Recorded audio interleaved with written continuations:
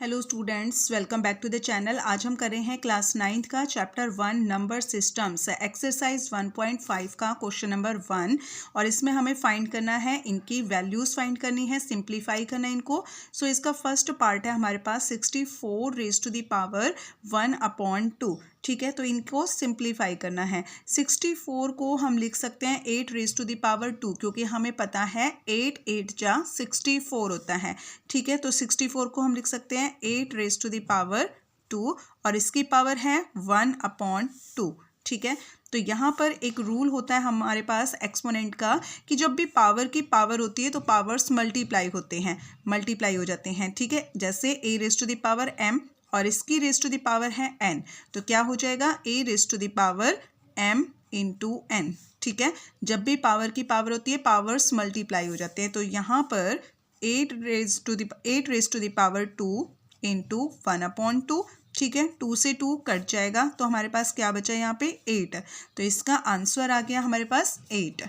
ठीक है, नेक्स्ट है हमारे पास क्वेश्चन, इसका सेकंड पार्ट है 32 raise to the power 1/5।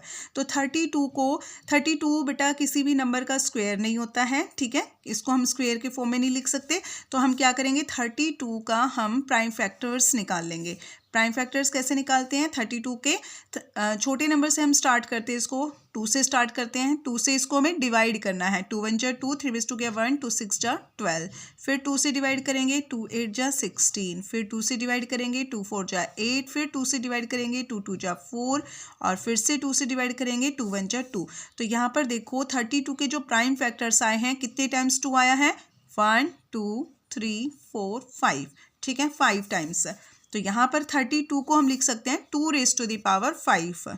2 raise to the power 5, यानी कि अगर हम 2 को 5 टाइम्स मल्टीप्लाई करते हैं तो हमारे पास 32 आ जाएगा।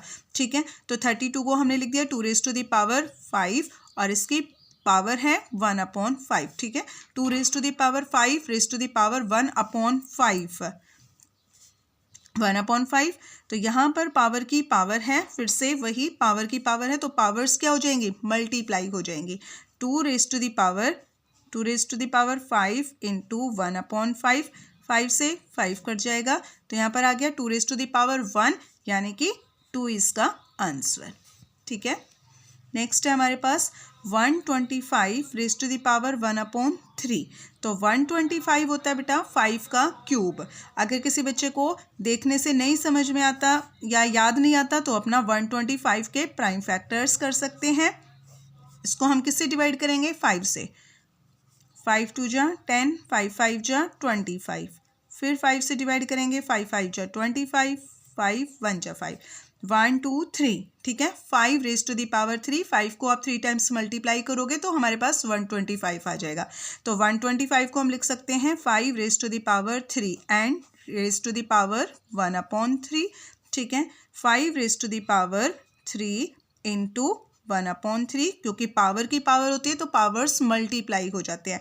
3 से 3 कट जाएगा और यहाँ पर बचा 5 रेज़ टू द पावर 1, यानी कि 5 इसका आंसर। ठीक है, तो ये तो था हमारा क्वेश्चन नंबर 1। नेक्स्ट हमारे पास question number 2। Question number 2 find, first part है, इसमें भी हमें वैल्यूज़ फाइंड करनी, इनकी सिंप्लीफाई करना है इनको। 9 रेज़ टू द पावर 3/2। अब 9 को तो आप देखकर ही बता सकते हो कि 9 3 का स्क्वायर होता है।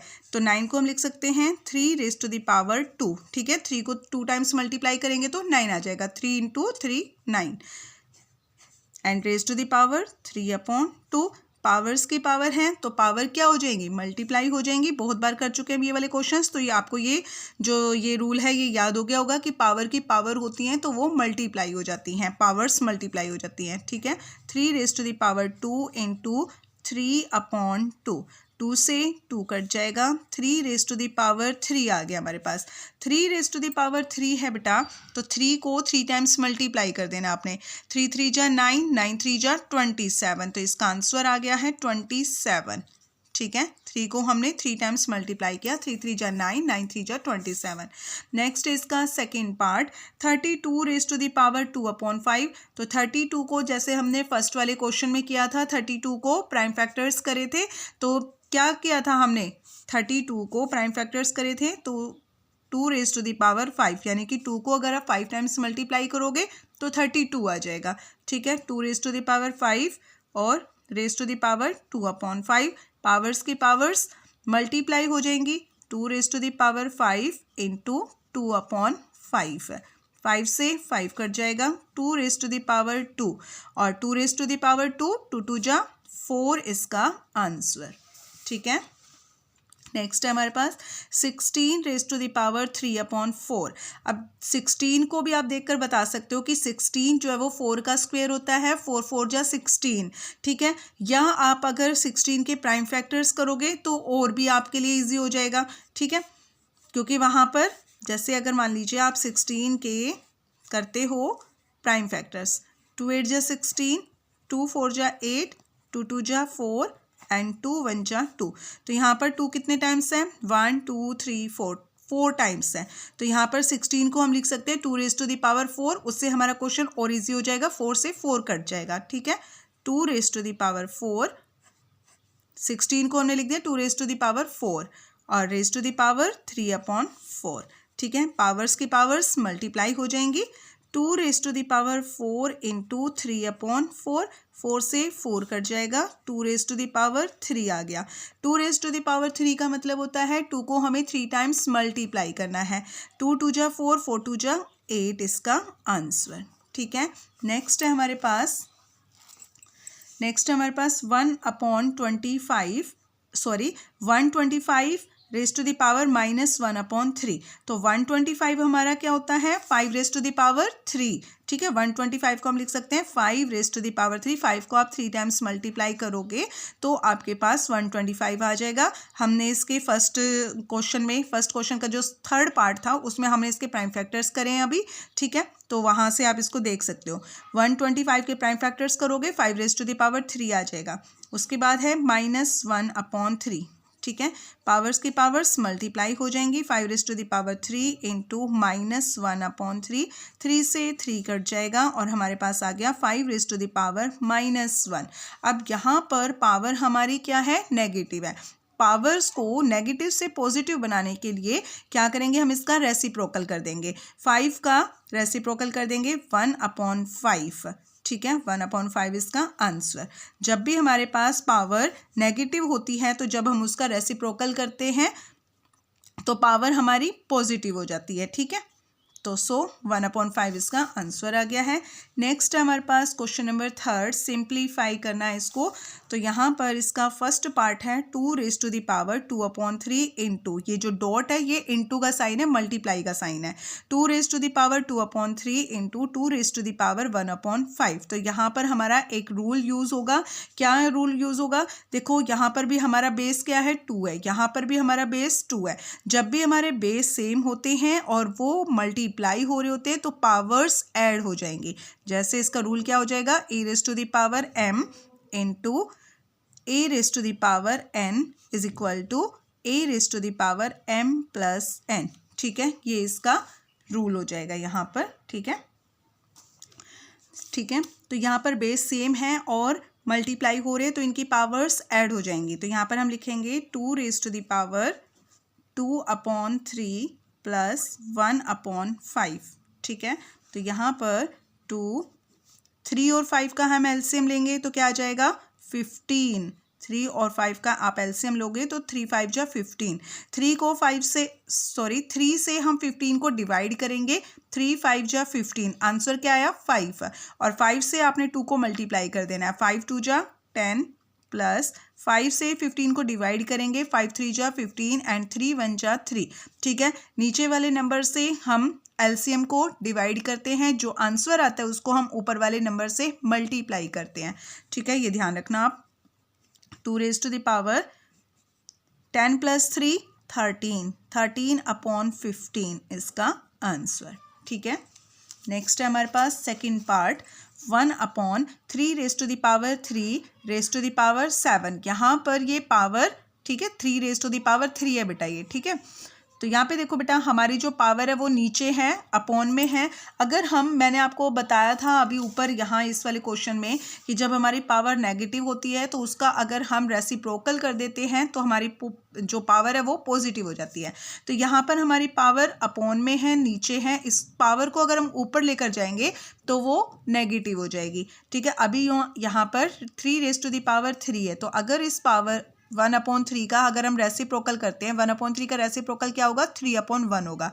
तो यहाँ पर इसकी पावर पॉजिटिव से नेगेटिव हो जाएगी। ठीक है, 3⁻³ ओके। तो यहाँ पर पावर की पावर है, तो पावर की पावर है तो हम क्या करते हैं, पावर्स को मल्टीप्लाई कर देते हैं। सो यहाँ पर आ जाएगा हमारे पास -3 × 7 और इसका आंसर हो जाएगा 3⁻7 3 जा 21 -21। ठीक है, -21। और चलो इसको हम आगे और सिंप्लीफाई करते हैं। ठीक है, अभी नहीं आंसर आया हमारा। 3⁻21 है, पावर को नेगेटिव से पॉजिटिव बनाना है तो उसके लिए हम 3 का फिर से रेसिप्रोकल कर देंगे और हमारे पास आंसर आ जाएगा 1/3⁻21। ठीक है, 1/3 और इसकी रेज़ टू द पावर है 21। ठीक है, ये हमारा आंसर है। नेक्स्ट हमारे पास क्वेश्चन, इसका पार्ट है थर्ड पार्ट है हमारे पास 11⁻1/2 डिवाइड बाय 11⁻1/4। तो यहाँ पर हमारे बेस सेम है और वो डिवाइड हो रहे हैं। तो यहाँ पर हमारा एक रूल लगेगा, a⁻m upon a⁻n is equal to a⁻m - n। ठीक है, जब हमारे बेस सेम होते हैं, और वो डिवाइड हो रहे होते हैं तो उनकी जो पावर्स हैं वो सब्ट्रैक्ट हो जाएंगी।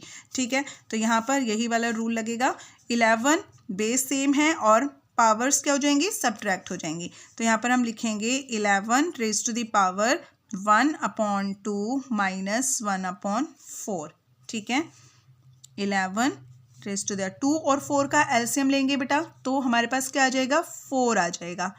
और नीचे वाले नंबर से 4 को हमें डिवाइड करना है। जो आंसर आएगा उसको हम ऊपर वाले नोमरेटर से मल्टीप्लाई कर देंगे। 2 2 जा 4 एंड 2 1 जा 2, 4 1 जा 4 और 1 1 जा 1। ठीक है, 2 - 1 तो यहाँ पे आ गया हमारे पास 11⁻2 में से 1 माइनस किया 1/4। ठीक है, तो हमारे पास यहाँ पर आंसर आ गया है 11⁻1/4। ठीक है, 11⁻1/4। नेक्स्ट हमारे पास इसका फोर्थ पार्ट में 7⁻1/2 इंटू 8⁻1/2। तो यहाँ पर देखो बेस सेम तो नहीं है, बेस हमारे अलग अलग है, बट हमारी जो पावर्स हैं वो सेम है। ठीक है, तो जब भी हमारे बेस अलग अलग हों और पावर सेम हो तो हमारा कौन सा रूल लगेगा, a into B and raise to the power क्या है, n। तो यहाँ पर ये किसके इक्वल हो जाएगा, यहाँ पर जो हमारी पावर्स है ना वो इक्वल हो जाएंगी, सॉरी कॉमन आ जाएगी, पावर हमारी कॉमन हो जाएगी। ठीक है, यही वाला रूल यहाँ पे लगेगा। जैसे कि अगर मान लीजिए a raise to the power n है and b raise to the power n है तो वो किसके इक्वल होगा, a into B raise to the power n के। ठीक है, ये वाला हमारे यहाँ पे रूल यूज़ होगा। तो बेस हमारे अलग अलग हैं, पावर्स हमारी सेम हैं तो बेस हमारे मल्टीप्लाई हो जाएंगे। So 7 into 8 raise to the power 1/2, power हमारी कॉमन आ जाएगी। ठीक है, 7 8 जा 56 रेज़ टू द पावर 1/2। ठीक है, 56 raise to the power 1/2, 56 raise to the power 1/2 ये इसका आंसर। ठीक है, तो यहाँ पर हमारी जो एक्सरसाइज है 1.5 वो कंप्लीट हो गई है। हमारा चैप्टर 1 कंप्लीट हो गया है। नेक्स्ट वीडियो में हम अपना नेक्स्ट चैप्टर स्टार्ट करेंगे। तब तक के लिए bye and please like share and subscribe my channel please.